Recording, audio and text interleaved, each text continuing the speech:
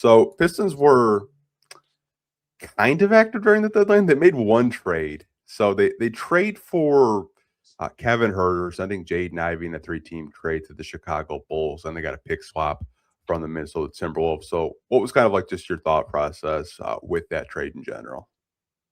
With that trade, it kind of reminded me of the Tim Hardaway trade back in summer 2024, where Detroit traded, it was Quentin Grimes for Tim Hardaway Jr. and a bunch of second round pick capital.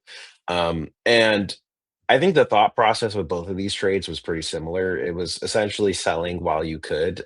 Grimes was going into a contract year with Dallas, then Philadelphia as a result of further getting traded. But um, they weren't certain about paying him, and I think there were probably questions about fit, and also just trying to get more spacing on the team. And it's pretty much the exact same here, where the Pistons had Jaden Ivey entering restricted free agency this summer, and I think obviously not coming to agreement on an extension, but also not really having the type of play that opens up that kind of conversation in the what 30 or so games that he played. Mhm.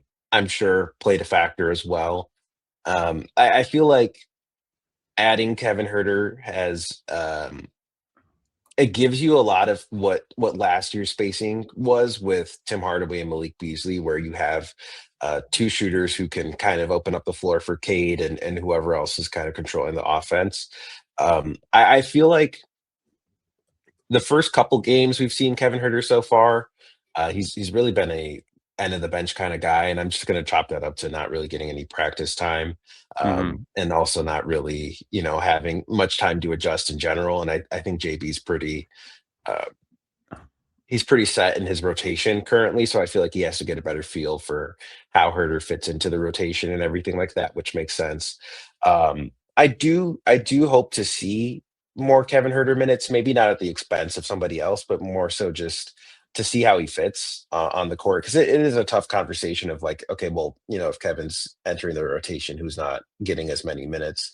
So I think adding that spacing would be really interesting, and especially I'd like to see some minutes with him next to Duncan Robinson as well, just to see how the Pistons offense really can expand with another shooter, like two shooters in a lineup, Yeah. not just one at a time.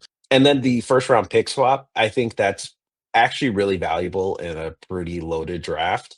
The Pistons were probably around the 29th, 30th pick in the draft, depending on how the Mhm. season shakes up. And Minnesota obviously is, not like it's a 8 seed or anything where you're going to be jumping up to the teens, but having a pick in the 20s is still a lot more valuable than picking at the very end of the draft. Um, I think it's valuable in two ways. Obviously, one, if you just keep the pick and you want to explore your options and you see somebody you like and you don't want to capitalize on that, that's one way to go about it. But then also just looking at it in terms of being a better asset. If you want to explore further trade talks in the summer, you have up until the draft. Obviously, you have a better pick that you can use to your advantage to either move up in the draft, or just use it as a leverage move for getting, let's say, that bigger star that a lot of fans were looking to see. Yeah, I think the pick swap is definitely interesting. Got to learn that it is top 19 protected, so you don't want Minnesota to do too badly because then the Pistons just go back down to their 29th pick, and then they're just like, okay, cool. But I think the pick swap is interesting because, like, let's say there's a guy like maybe like around that like 15 to like 20 range. I think it's a lot easier to kind of get up there if you have Minnesota's pick versus your own. I know there's been a lot of people that have been keeping an eye on. I can't remember the guy at University of Michigan. I know he's playing out of his mind this year as a power forward. Yaxel.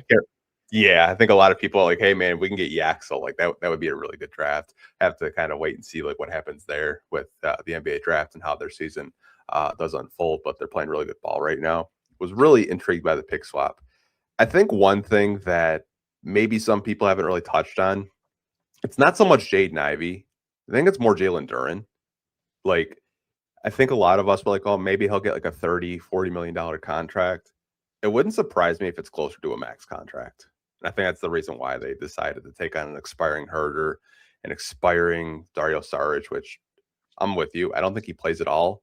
I think he probably does get waived. I thought the trade for what it's worth. I mean, you're getting a 3-point shooter in Kevin Huerter, who's a career 37% shooter. I think that if you want to be positive, like he shot really good from three when he played with a playmaker like a Trae Young. I'm not saying Cade Cunningham is like the same type of playmaker Trae Young, but I think he's pretty damn close in terms of just his gravity and the way he can just facilitate. Maybe Kevin Huerter can kind of get back up to like that 37 to 40% 3-point shooter. I know this year he's only shooting around 31%, but I thought for like what it's worth, kind of considering what Ivy's value is I thought it was pretty low. I thought they did okay for the most part. Yeah, I just didn't really see a world where Ivy was a Piston post trade deadline.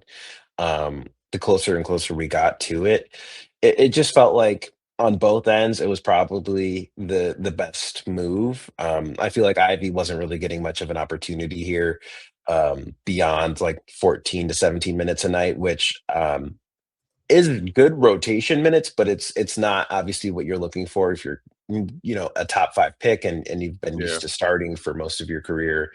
And even prior to injury, having a really significant role on the team, it makes sense that he probably wanted a better opportunity to play, and he's been starting in Chicago, getting 30 plus minutes a night in the last couple games. So I'm sure that played out in his favor in that way, even though they have an abundance of guards, which is another thing. But I feel like also on the Pistons end of things, like to me, Ivy wasn't really uh, he wasn't very productive in the minutes that he played up until getting traded, and obviously part of that is getting back from injury, both mentally and physically. I'm sure plays a big part, but um, a lot of people would say he was a 3-point spacer, but a lot of times also it was a bit of an inconsistent shot.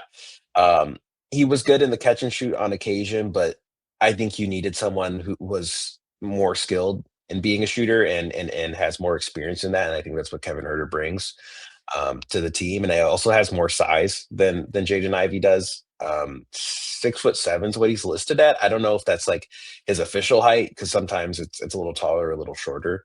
Mhm. Seeing him in person, he definitely is on this and on the larger end of things. Like with I want to say he was closer to like Asar in terms of height when I was with the team. So he's a taller wing, and that gives you more flexibility with how you want to insert him into the rotation. Like if you had a lineup where you ran Cade Duncan, Asar, Herter, Duran, or something like that. Herter's obviously you don't want him playing power forward minutes, but you can slot him into the small forward pretty comfortably, and he's a better defender than Duncan. Which I also want to give Duncan credit for being a defender because obviously it's not his skill set, but I've been really impressed with his effort level on defense this year. I thought it's been really transparent that he knows he's not a great defender skill wise, but he puts his body on the line for charges and he plays the passing lanes really well. And I think that plays to his favor for JB, I'm sure. Um, but yeah, I felt like it was the best move for both sides. And I just also felt like, Ivy, I don't know anything in terms of like his own personal life or anything like that, but just being around the team and everything like that, he definitely seemed a little down ever since coming back from injury, just in terms of like his demeanor and everything like that. Like you would see guys like I'm sure I'll get called body language police or something for saying this, but like you would see guys like getting up and excited for their teammates and stuff like that, and he wasn't one of those guys. And I just felt like it was kind of indicative of where things were headed with his time with the Pistons, because he was before, like he was one of the most energetic, like outgoing kind of guys, and in his time here this year it just felt like he was kind of just off to the side, um a little, like, I don't want to say checked out, but just a little bit reclusive. Yeah, it just kind of got to a thing where, like, I think a lot of people noticed the body language. They noticed him, um, maybe not being as enthusiastic as he was last year. And like, I think you kind of touched on it, like losing your starting spot, going through getting his leg snapped by Cole Anthony, breaking his fibula, and then having arthroscopic surgery right as the season's starting. It probably took a big mental toll. Not to mention, like, he's in a contract here and he probably wants to get paid. That's why I thought Chicago was a good opportunity, even though they have 10 guards. And I couldn't ex I'm sure you saw it on the timeline too. He looked like Caleb Williams last night trying to scramble Oh that yeah. Yeah. pass. Yeah. Yeah. Yeah, people kinda zoomed in to make it look 10 times worse than it actually is. I mean, if you actually watch the game To live, like, Anthony Simons just did not cut whatsoever. to me, the worst part of that whole thing was just the fact that, like, he throws his hands up after making that pass. I was like, "Man, you just had to let go of that read." Like, that just was not gonna happen. Yeah, I mean, as soon as I saw that, like, live, I was like, "Oh, man, I already know, like, Brick Center and Hater Report, they're gonna It be even got posted." on Bleacher Report as well. And House of Highlights, like, it went Yeah, everywhere, but, yeah, yeah, I mean, I'm wishing him well. I'm sure I know Trajan kinda touched on it, and JB did as well about, like, giving him an opportunity where he'll get to play and he'll get to start, which he's past 2 games he's started for the Bulls, and I know I talked to a coworker of mine that does a Bulls podcast, and, like, he's like, "Hey, man, he gets back to form, like, our backcourt's Josh Giddey and Jaden Ivey." And I was just like, "Yeah, man, like, win the lottery and you got a Matas Bazelis and a AJ Debinca, you have a fun little playing team right there, so you never know. right You back never to know." it. Yeah. Their trade deadline Um, still is just puzzling. you know what is interesting about that is, if the Pistons had fallen in the lottery, that very well might have been the Pistons core kind of backcourt with Giddey and Ivy. There's a world where that might have happened, but Yeah, um that's crazy to think about.